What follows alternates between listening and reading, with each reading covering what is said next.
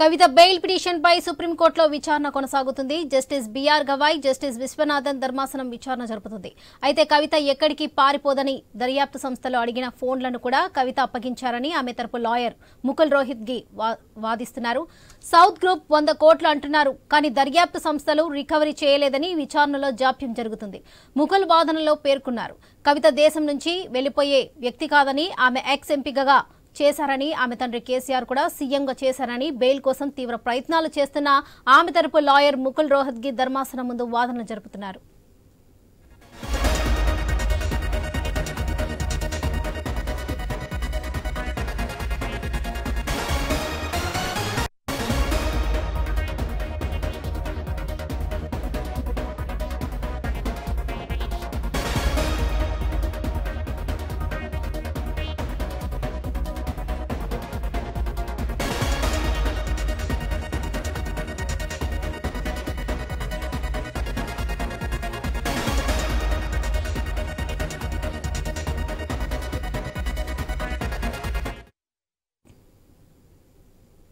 కవిత bail petition పై సుప్రీంకోర్టులో విచారణ కొనసాగుతుంది.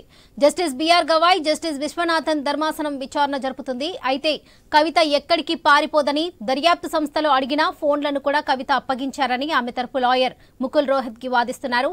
సౌత్ గ్రూప్ 100 కోట్లు అంటున్నారు, కానీ దర్యాప్తు సంస్థలు రికవరీ చేయలేదనే విచారణలో జాప్యం జరుగుతుందని ముకుల్ వాదనలో పేర్కొన్నారు.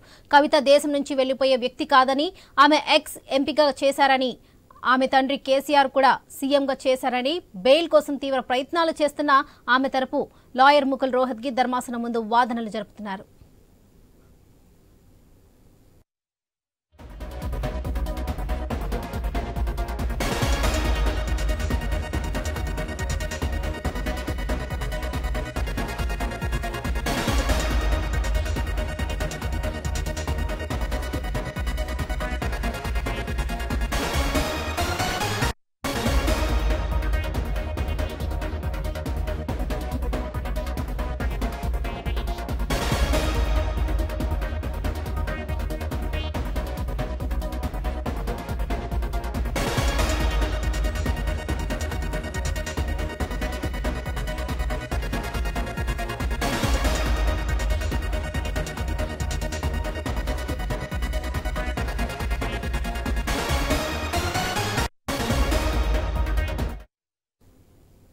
కవిత బెయిల్ పిటిషన్ పై సుప్రీంకోర్టులో విచారణ కొనసాగుతుంది. Justice BR Gavai, justice Viswanathan ధర్మాసనం విచారణ జరుపుతుంది. అయితే కవిత ఎక్కడికి పారిపోదని దర్యాప్తు సంస్థలు అడిగిన ఫోన్లను కూడా కవిత అప్పగించారని ఆమె తరపు లాయర్ ముకుల్ రోహత్గి వాదిస్తున్నారు. సౌత్ గ్రూప్ 100 కోట్లు అంటున్నారు, కానీ దర్యాప్తు సంస్థలు రికవరీ చేయలేదని విచారణలో జాప్యం జరుగుతుందని ముకుల్ వాదనలో పేర్కొన్నారు. కవిత దేశం నుంచి వెళ్లిపోయే వ్యక్తి కాదని, ఆమె ఎక్స్ ఎంపీగా చేశారని, ఆమె తండ్రి కేసీఆర్ కూడా సీఎంగా చేశారని, బెయిల్ కోసం తీవ్ర ప్రయత్నాలు చేస్తున్న ఆమె తరపు లాయర్ ముకుల్ రోహత్గి ధర్మాసనం ముందు వాదనలు జరుపుతున్నారు.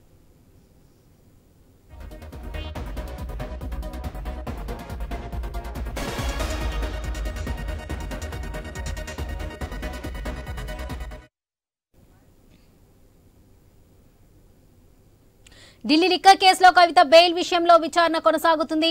ఢిల్లీ మద్యం కుంభకోణం కేసులో ఆరోపణలను ఎదుర్కొంటూ దాదాపు 154 రోజులకు పైగా తీహార్ జైల్లో ఉన్నారు కవిత బెయిల్ విషయంలో కౌంటర్లు దాఖలు చేసేందుకు ఆలస్యం ఎందుకంటూ ఈ నెల 12న సుప్రీంకోర్టు ఈడీని ప్రశ్నించింది. దీంతో కౌంటర్ దాఖలు చేసేందుకు సమయం కావాలని కోర్టును ఈడీ అడగ్గా విచారణను ఈ నెల 27కి వాయిదా వేసింది. కవిత బెయిల్ పిటిషన్ పై వాదనలు జరుగుతున్న నేపథ్యంలో కేటీఆర్, హరీష్ రావు ఢిల్లీలో న్యాయవాదులతో భేటీ అయ్యారు. 2 గంటల పాటు సుప్రీంకోర్టులో వాదించబోయే అంశాలపై చర్చించారు. కోర్టు నిర్ణయం తర్వాత సాయంత్రం ఎమ్మెల్యేల అనర్హత అంశంపై మరోమారు న్యాయ బృందంతో చర్చించే అవకాశాలున్నట్లు తెలుస్తుంది. ఇదే విషయానికి సంబంధించి మరిన్ని అప్డేట్స్ మా బ్యూరో చీఫ్ రాజు అందిస్తారు. రాజు, చెప్పండి.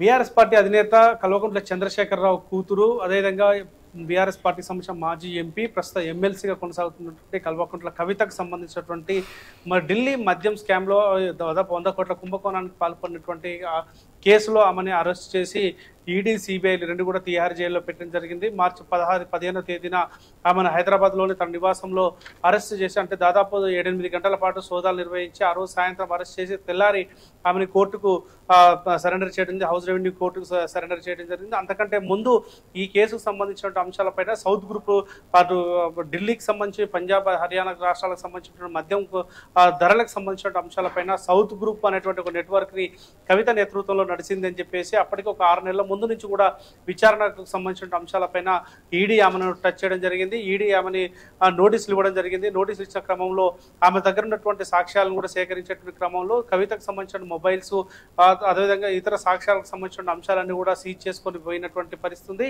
ఆ తర్వాత కవిత ఈడీకి విచారణకు కూడా 2 సార్లు హాజరైంది. ఆ తర్వాత సిబిఐ విచారణకు హాజరు కావడానికి నిరాకరించి సుప్రీంకోర్టును ఆశ్రయించేటువంటి పరిస్థితుల్లో సో మొత్తంగా పరిణామాలు దాదాపు 8 నెలలు గడిచిన తర్వాత మార్చి 16, 2024 ఆమె ఇంటికి వచ్చినటువంటి మార్చి 15, 2024 ఆమె ఇంటికి వచ్చినటువంటి ఈడీ అధికారులు దాదాపు 8 గంటల పాటు సోదాలు నిర్వహించి సాయంత్రం 7:30, 8 గంటల ప్రాంతంలో ఆమెను హైదరాబాద్లో అదుపులో తీసుకోవడం జరిగింది. తీసుకున్న తెల్లారి ఆమెను హౌస్ రెవెన్యూ కోర్టులో హాజరుపరిచి ఆ రోజు అరెస్ట్ చేసినట్టుగా చూపెట్టడం జరిగింది. సో ఆ రోజు నుంచి ఈ రోజు వరకు కూడా ఆమె దాదాపు జైల్లోనే ఉన్నారు. 1-2 సార్లు మాత్రమే హాస్పిటల్ పేరు మీద బయటకు వచ్చేటువంటి పరిస్థితి. ఆ తర్వాత తన కుటుంబ సభ్యులు హరీష్ రావు, కేటీఆర్లు మాత్రమే కలిసేటువంటి ఆ పరిస్థితి. చాలా సార్లు బెయిల్ కు అప్లై చేసుకొని తన బెయిల్ కు సహకరించాలి, తను ఏ కేసులు చేయలేదు, తను నిర్దోషిగా బయటికి వస్తానని చెప్పేసి అనేక మార్లు బెయిల్ కు అప్లై చేసినా అదంతా రిజెక్ట్ అయినటువంటి పరిస్థితి. తాజాగా ఈ నెల 12వ తేదీన సుప్రీంకోర్టులో విచారణ సందర్భంగా ఈడీకి సంబంధించి సిబిఐకి సంబంధించినటువంటి వాదనలపైన సుప్రీంకోర్టు కొన్ని అభ్యంతరాలు వ్యక్తం చేసిన నేపథ్యంలో ఈ విచారణకు సంబంధించినటువంటి క్లారిఫికేషన్స్ ఇవ్వడానికి, పిటిషన్లు దాఖలు చేయడానికి మీకు ఎందుకు ఆలస్యం అవుతుందని చెప్పేసి సుప్రీంకోర్టు ప్రశ్నించిన నేపథ్యంలో ఆ విచారణకు సమయం కావాలని చెప్పేసి, పిటిషన్లు సమర్పించడానికి సమయం కావాలని చెప్పేసి వాళ్ళు అంటే ఈడీ అని సిబిఐకి సంబంధించినటువంటి న్యాయవాదులు కోరినటువంటి నేపథ్యంలో ఆ కేసుని ఈ రోజుకు విచారణ వాయిదా వేయడం జరిగింది. అయితే ఈ రోజు జరిగేటువంటి విచారణలో కవితకు సంబంధించిన బెయిల్ అంశాలపైన చాలా క్లారిటీ వచ్చే అవకాశం ఉంది. కవితకు ఖచ్చితంగా బెయిల్ వస్తుందనేటువంటి విశ్వాసంతో హైదరాబాద్ నుంచి బీఆర్ఎస్ పార్టీకి సంబంధించిన నాయకులందరూ కూడా నిన్న సాయంత్రమే ఢిల్లీకి చేరుకోవడం జరిగింది. అందులో ముఖ్యంగా కేటీఆర్, హరీష్ రావు, ప్రశాంత్ రెడ్డి, కౌశిక్ రెడ్డి ఇలా ఆ కుటుంబానికి దగ్గరగా ఉండేటువంటి పార్టీలో ఒక ముఖ్య నాయకులు అనుకున్న వాళ్ళందరూ కూడా దాదాపు 30 పైన మంది ఇప్పటికే అక్కడికి ఢిల్లీకి చేరుకోవడం జరిగింది. అయితే కొద్దిసేపటి క్రితం సుప్రీంకోర్టులో కేసుకు సంబంధించిన విచారణ ప్రారంభమైన నేపథ్యంలో ఆ కవితకు సంబంధించినటువంటి అడ్వకేట్ ఏదైతే ముకుల్ రోహిత్గి ఉన్నారో ఆయన బిఆర్ గవాయి విశ్వనాథన్ సంబంధించినటువంటి బెంచ్ పైన న్యాయవాదులతోటి న్యాయమూర్తుల దగ్గర తనకు సంబంధించిన బెయిల్ తన క్లయింట్కి సంబంధించినటువంటి పిటిషనర్కి సంబంధించిన బెయిల్ ఎందుకు ఇవ్వకూడదు అనే అంశాలు కొన్ని క్లారిఫికేషన్ చేయడం జరిగింది. అందులో ప్రధానంగా ఆమె యొక్క నేపథ్యాన్ని కూడా ఆయన వివరించడం జరిగింది. అందులో ఆమె ఒక ఎంపీగా పనిచేశారు, భారత పార్లమెంట్లో ప్రస్తుతం ఎమ్మెల్సీగా ఉన్నారు, ఒక ముఖ్యమంత్రి కూతురుగా ఉన్నారు. అదేవిధంగా ఈ కేసుకు సంబంధించి దాదాపు 463 మంది సాక్షులు ఇప్పటికే విచారించారు. 100 కోట్ల కుంభకోణం చేసింది అంటున్నారు, కానీ ఈ రోజు వరకు ఒక్క రికవరీ కూడా చేసినటువంటి దాఖలాలు లేవు. అదేవిధంగా తన పిటిషనర్ ఎవరైతే ఉన్నారో కవిత సిబిఐ కానీ ఈడీ కానీ మొదటి నుంచి ఏ ప్రశ్నలు అడిగినా, ఏ రకమైనటువంటి నోటీసులు ఇచ్చినా వాడికి జవాబు ఇచ్చుకుంటూ వాళ్ళకి సహకరించుకుంటూ వస్తున్నారు. చివరికి ఆమె మొబైల్స్ కూడా హ్యాండ్ ఓవర్ చేసినటువంటి పరిస్థితి ఉంది. కాబట్టి తనకు బెయిల్ ఇవ్వడానికి ఎటువంటి అభ్యంతరం ఉండకూడదు, కాబట్టి బెయిల్ ఇవ్వండి అని చెప్పేసి ఆయన చేయడం జరిగింది. వాటితో పాటు అనేక అంశాలు కూడా ఆయన ప్రస్తావించడం జరిగింది. ఆ ప్రస్తావించినప్పటికీ కూడా ఒక మహిళగా కూడా కన్సిడర్ చేయాలని చెప్పేసి కూడా చివరికి జెండర్ ఈక్వేషన్ కూడా ముందుకు తీసుకొచ్చారు. అయితే ప్రస్తుతం ఇంకా వాదనలు కొనసాగుతున్నాయి. దానికి కొన్ని కౌంటర్గా జడ్జిలు కూడా కౌంటర్ క్వశ్చన్ చేస్తున్నటువంటి పరిస్థితి మనం చూస్తా ఉన్నాం.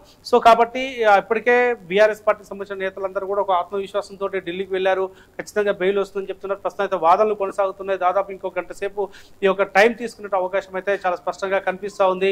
సో ఒకవేళ కవిత బెయిల్ వస్తే ఎన్ని కండిషన్లతో బయటకు వస్తుంది అనేది ఒక అంశం, రాకపోతే నెక్స్ట్ ఏంటి అనేటువంటి అంశం పైన కూడా మళ్ళీ చర్చ జరుగుతూ ఉంది. ఇప్పటికే న్యాయ నిపుణులతోటి న్యాయవాదులకు సంబంధించిన అంశాలపైన ఇక్కడ ఇప్పుడు సుప్రీంకోర్టులో ఎవరెత్తిన అంశాలు, అదేవిధంగా ఈడీ కానీ అదేవిధంగా సిబిఐ కానీ దాఖలు చేసినటువంటి పిటిషన్ ఛార్జ్ ఏవైతే ఉన్నాయో వాటన్నిటిపైన కూడా కులంకుశంగా చర్చ జరుగుతూ ఉన్నటువంటి పరిస్థితి ఉంది. అయితే ఏదేమైనా రాజకీయ పరంగా ఈ కేసుని ముఖ్యమంత్రిగా ఉన్న తన తండ్రి ముఖ్యమంత్రి ఉన్న టైంలో కూడా ఎవరిని కూడా బెదిరించేటువంటి పరిస్థితి లేదు. ఆమె పైన కేవలం రాజకీయపరమైన ఆరోపణలు, రాజకీయపరమైన అంశాలను దృష్టిలో పెట్టుకుని కక్షపూర్తమైన కేసులు ఇరికించారని చెప్పేసి ముకుల్ చెప్తున్నటువంటి పరిస్థితి ఉందని చెప్పేసి తెలుస్తా ఉంది. సో మొత్తంగా ఫైనల్ గా ఈ రోజు సుప్రీంకోర్టులో కవితకు బెయిల్ వస్తుందా లేదా అనేటువంటి సందిగ్ధత, ఉత్కంఠ మాత్రం బీఆర్ఎస్ పార్టీ శ్రేణుల్లో చాలా స్పష్టంగా కనిపిస్తా ఉంది. Right Raju, thank you.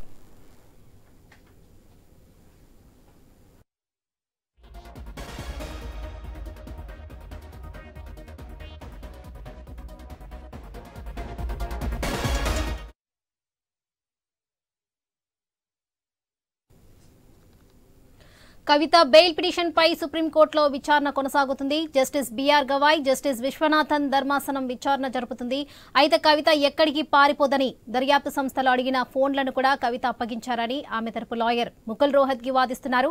South group 100 కోట్లు అంటున్నారు, కానీ దర్యాప్తు సంస్థలు రికవరీ చేయలేదని విచారణలో జాప్యం జరుగుతుందని ముకుల్ వాదనలో పేర్కొన్నారు. కవిత దేశం నుంచి వెళ్లిపోయే వ్యక్తి కాదని, ఆమె ఎక్స్ ఎంపీగా చేశారని, ఆమె తండ్రి కేసీఆర్ కూడా సీఎంగా చేశారని బెయిల్ కోసం తీవ్ర ప్రయత్నాలు చేస్తున్న ఆమె తరపు లాయర్ ముకుల్ రోహత్గి ధర్మాసనం ముందు వాదనలు జరుపుతున్నారు.